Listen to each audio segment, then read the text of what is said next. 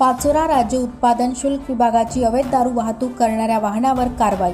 5,20,000चा मुद्देमाल जप्त.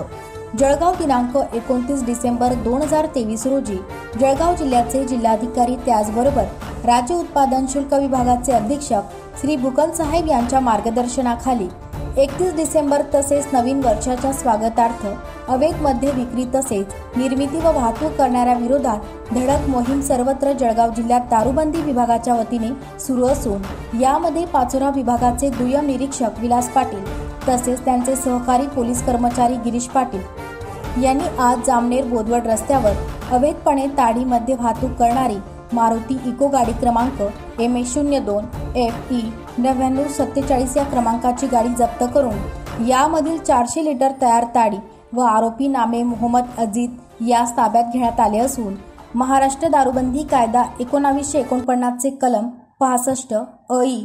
अन्वये गुन्हा नोंद करण्यात आला असून याबाबत पुढील तपास विलास पाटील करीत आहेत.